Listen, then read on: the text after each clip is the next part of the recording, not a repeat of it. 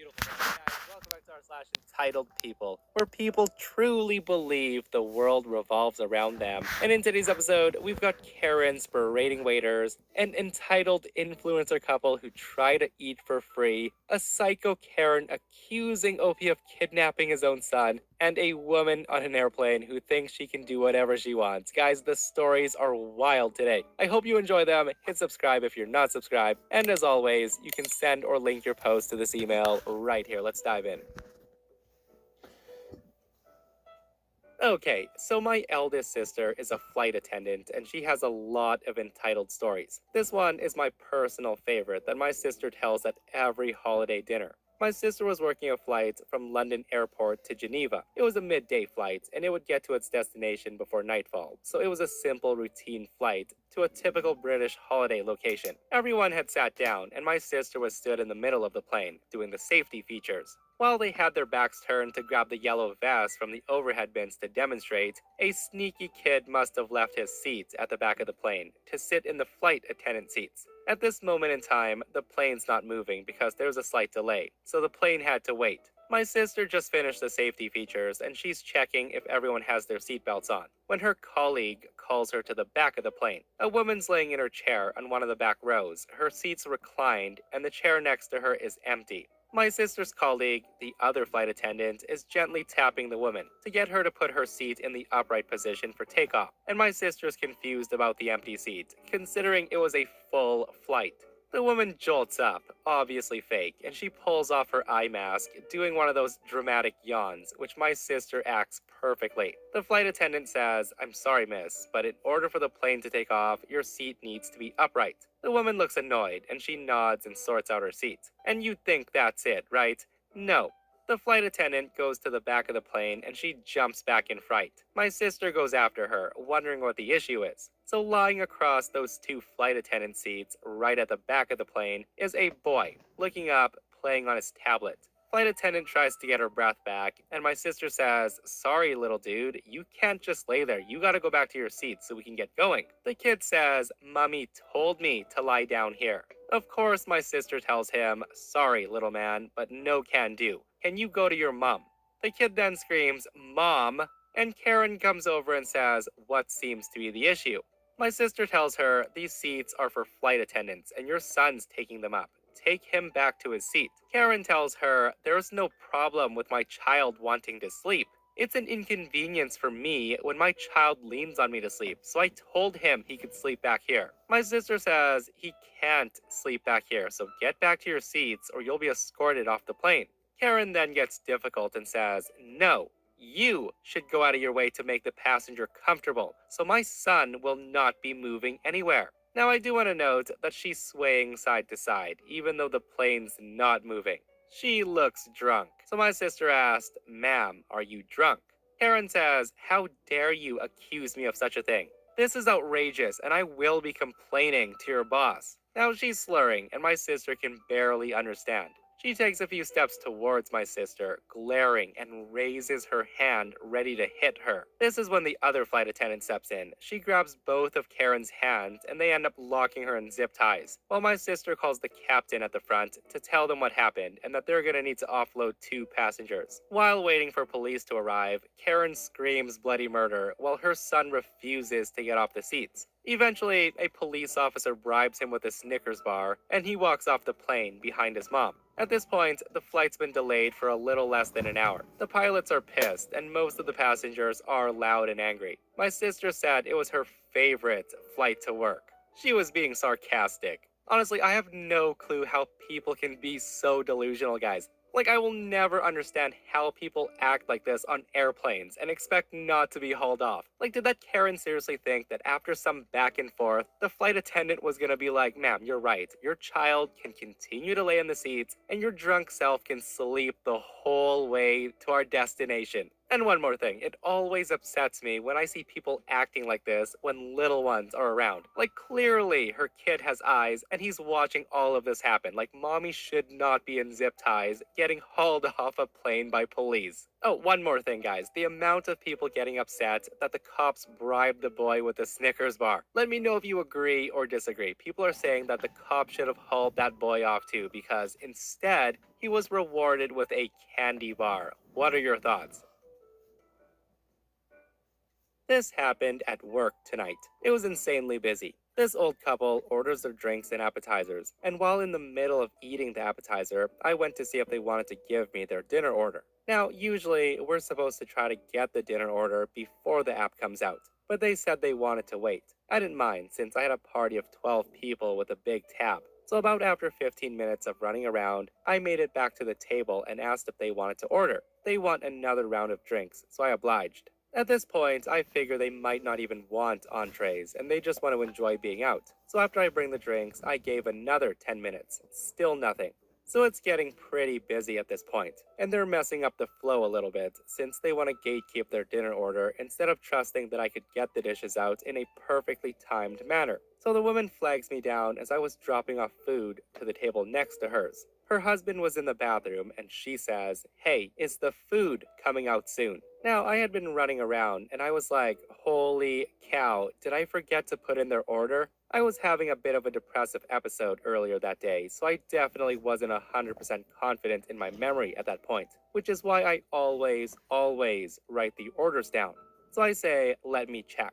I then pull out their order card, but I only had the apps and drinks. So I went over and I say, "Ma'am, I apologize, but I haven't taken your dinner order yet." And she effing lost it. The woman screams at me and says, "What do you mean you didn't take my order?" "Yes, you did." I tell her, "No, ma'am, I'm sorry I didn't. Here's the order card. It has no entrees. I came back twice and you guys said you weren't ready. Even the menus are still on the table." Hearing that, she says, "If you didn't take the order, that's your damn problem. You'd better figure it out." I reply, "Ma'am, I apologize if you thought you gave it to me, but I assure you, I did not take an entree order from you. I can't put anything into the kitchen if you don't give me an order. And I don't have an order for you. Look at my paper." She then says, "That's not my problem. Figure it out. You'd better figure it out."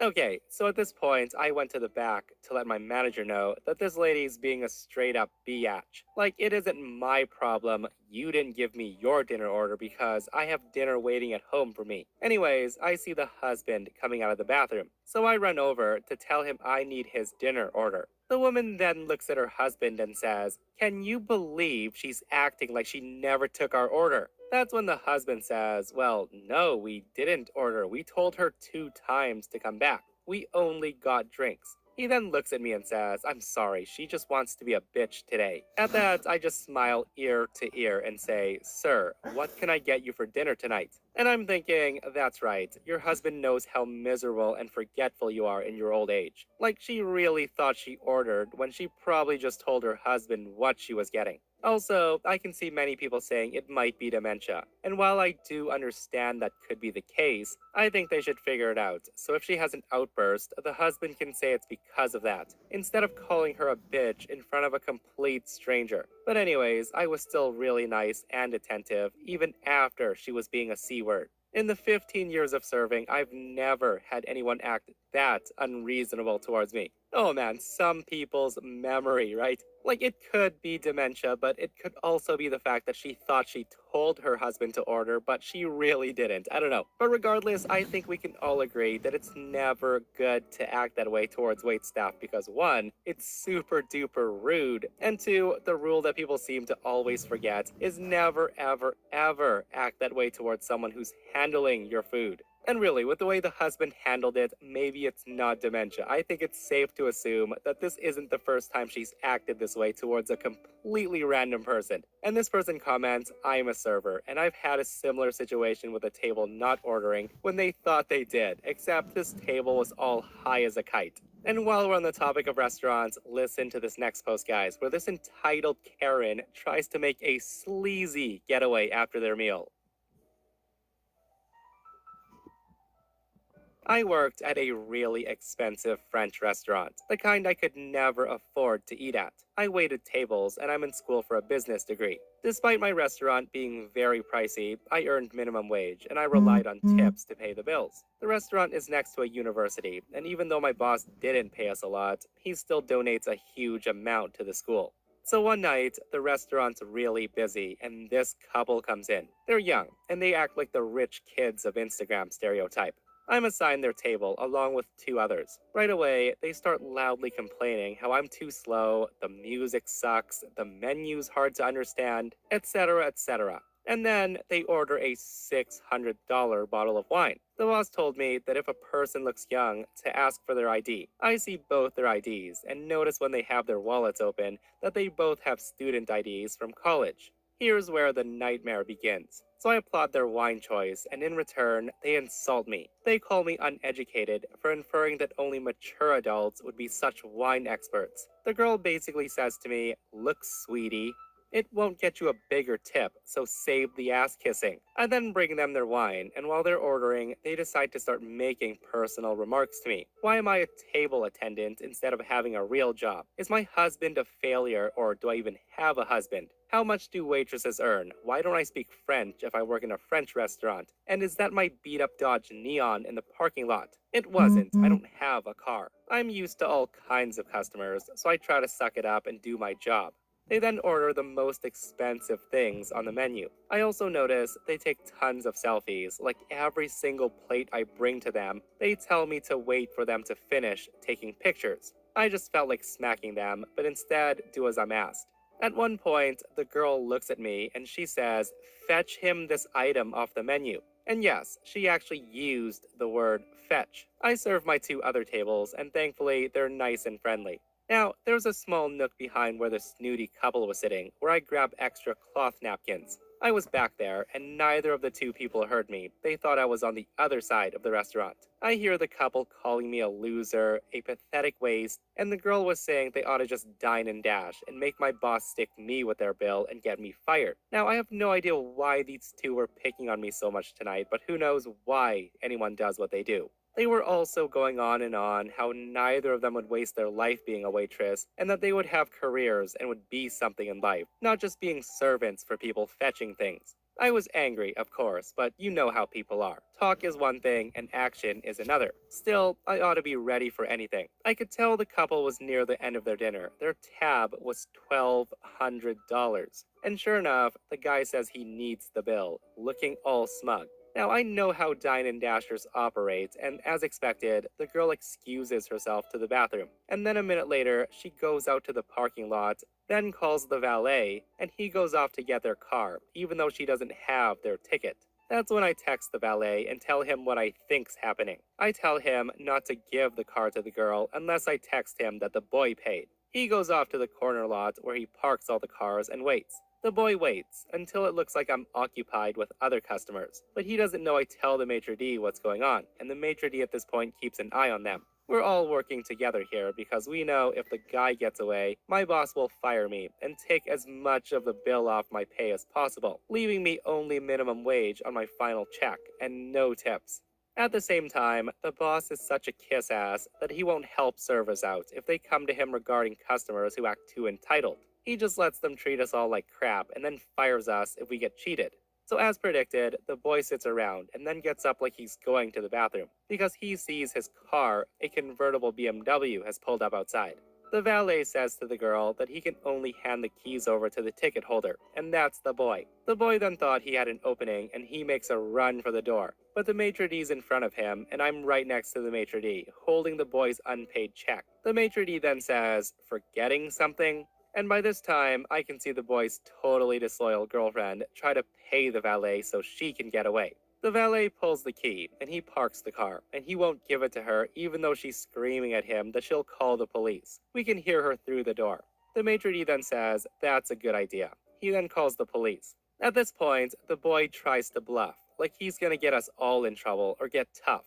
Finally, the manager comes out, and as expected, he takes the boy's side at first. But by this time, several other customers noticed what was going on and said the boy was a total a-hole and tried to dine and dash. They were forcing the manager to do something about it. They stood up for me, and they said I put up with the two jerks' abuse and I shouldn't be punished by their unpaid bill. The police do come, and the manager fills out a police report, and the boy was telling the policeman that his dad could pay, and we were making a big deal out of nothing. Then my boss noticed the boy attended the school he donates a lot of money to. He got pissed off, and he told the school what thieves the guy and his girlfriend were. We later learned that they got expelled, and they both now have a police record because they tried to steal and commit fraud for more than $1,000, which I guess is a big deal legally. But regardless though, whatever your job is, as long as you're earning an honest living, no one can shame you. There's nothing wrong with being a server, and those two kids were entitled a-holes for thinking like that. Everyone has a different path in life, and now these two live a life that involves checking a box that says yes, next to ever been convicted of a felony. They tried to get me fired, but they didn't get me fired, and I made sure those two never get the career they want now. Keep taking those duck face selfies in restaurants, you weirdos. Yeah, that couple was lacking brain cells for sure, guys. But you know what they say, criminals aren't very smart to begin with. Like planning to dine and dash while the restaurant has your car keys. I don't even know what to say to that. I'm just glad it ended the way it did, guys, and those two got expelled from the university. That was the cherry on top. So this happened about a week ago, and honestly, I'm still fuming from this. First, a little backstory. I'm a mixed individual. I've been confused for many races over the course of my 29 years on this planet. But I'm literally Caucasian and African American. Usually, it can be figured out, but the difference with me is my father's the Caucasian, so therefore, my hair is straight. I'm also from Texas, and I'm usually confused for being Mexican. I'm also married to a Caucasian woman who had a child before we were married. His father's not in his life as much, and I took the responsibility because I love this woman, and I love the boy as if he were my own. He's 4 years old now, and I've been in his life since he was 1. Anyways, on to the story. My wife needed a few things from the grocery store, and I offered to go for her. I took my son with me so she could rest and take it easy, and it gave me time to spend with my son for some bonding. We completed all the errands, which went smoothly, and then head to the grocery store to finish up our day. My son, being a typical 4-year-old, was full of energy. He was running ahead of me, laughing, speaking to everyone he comes across, which I generally don't mind as long as he doesn't hit anyone and stays within eye view. I'm just making my way down an aisle looking for canned corn, and my son jogs to the end of it where this older lady's entering, the other end. My son, being the sweet social butterfly he is, approaches and he exclaims, "Hi, my name's Ryan." The lady looks down and says, "Well, hello there. You shouldn't be running around unattended. Let's go find your parents." Now, I didn't think anything of her statement because I assumed she hadn't seen me. That's when I yell, "Ryan, come back here, bud, please." He excitedly runs back towards me, and he starts turning in circles because, he's 4 years old. I'm still searching the shelves, and as the lady walks past me, she stops behind me. Again, I think nothing of it because it's a grocery store. You have to share the aisles. I then turn my basket around, and I start to walk towards the end of the aisle when this lady just blocks my path. I say, "Excuse me," and try to walk around her, and that's when she moves her cart in front of me again. Honestly, I thought she was getting confused and said, "Excuse me," once again, and tried one more time to go around, and she blocks my path looking angry. And the following conversation ensues. I say to her, "I'm sorry, we'll get out of your way." That's when the lady says, "Oh, I don't think so. You're not going anywhere with that child." I say to her, "You mean my son?" The Karen then says, "That's not your child." And hearing that did shock me. I was about to say something when she screams, "He's white, and you are Mexican, and you probably didn't even know his name until he said it to me. I'm not letting you take this boy anywhere."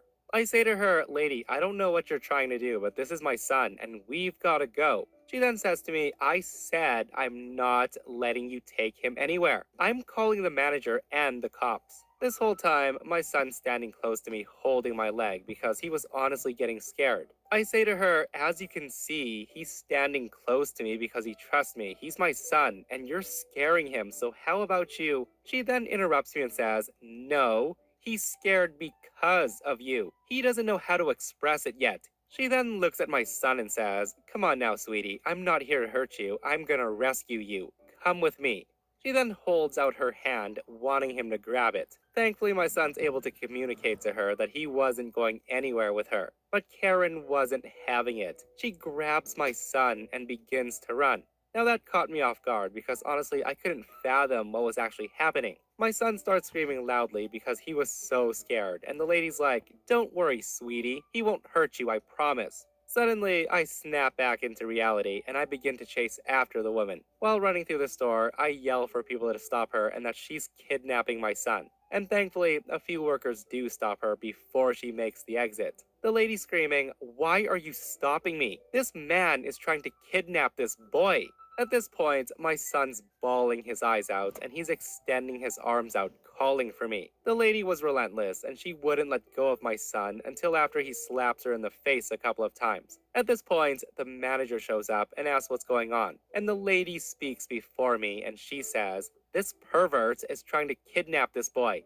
I was trying to escape." I tell her, "That's my son, you frickin' psycho, just let him go." The manager didn't know who to believe. I don't want to blame him, he was caught in a weird situation. So that's when I pulled out my phone and I showed him pictures of me and my son as proof. The lady still wouldn't give up. She accused me of faking the pictures, telling the manager that I was probably stalking the boy. Like, how would I do that exactly? Sadly, there were two other ladies there taking the psycho side and said I was attempting to kidnap my own son because there was no way we were family because of our skin tones. One even called the police, which I was actually happy about because I knew they'd be able to review the security cameras. Even still, I called my wife to see if she could come to the store to get the situation cleared up even quicker. As soon as I told her what's going on, she zoomed to the store. She got there about the same time as police. So the crazy ladies were giving their statement to the cops when my wife walked in. As soon as she walks in, my son goes, "Mama, help." My wife is a true mama bear, and she immediately flies into a rage when she saw this lady. The lady says to her, "I'm sorry, sweetie, but I was trying to protect him from this pervert over here." That's when lady number 2 says, "Yeah, we saw him trying to kidnap him, but this lady saved him." My wife tells the cop, "This is my son. I have no idea who that lady is." My wife then takes out her phone and she shows the officer a picture of her and my son. Meanwhile, Karen kept telling the cop I was only trying to protect him from this pervert over here. Lady number 2 wasn't helping. She said, "Yeah, I witnessed the whole thing. He just snatched that child and tried to run away with him, but this lady stopped it." And a third lady said, "Yeah, I saw it too. He needs to be arrested, and you," pointing to my wife, "should be thankful that this lady was here to save your son, because you obviously just let him loose wherever." My wife asked, "Who are you talking about?" The 3 crazy ladies point at me, and that's when my wife said, "That's my husband." Karen was shocked, and she says, "Husband?" My wife says, "Yeah, who do you think called me and got me here so fast?" I then present my ID to the officer and the manager, and my wife did the same. We also showed pictures of us on our phones to prove we really were a family. The cop nods in approval and hands us our phones back and jots down a few notes. But the 3 ladies, for some reason, still kept trying to say that this was fake and my wife was in on the kidnapping, and said we'd need more proof or be arrested. My wife just lost it at this point, and she let off some colorful words that I won't repeat, but she definitely got her point across. And then the nail in the coffin came for the psycho trio. The officer turns to the manager and asked, "Sir, do the cameras work here?" Manager tells him, "Yes, we have them inside and out." The officer says, "Great, let's go review." And at that, the 3 ladies' faces went pale, like ghostly pale. The officer reviewed the outside camera as I pulled into the parking lot and saw me take my son out of my car. And then, as I went up and down the aisles, and most importantly, the instance where the Karen just snatches up my son and begins to run. Upon his return, he asked, "Would you like to press charges?" And hearing that, Karen goes, "Yes, I would."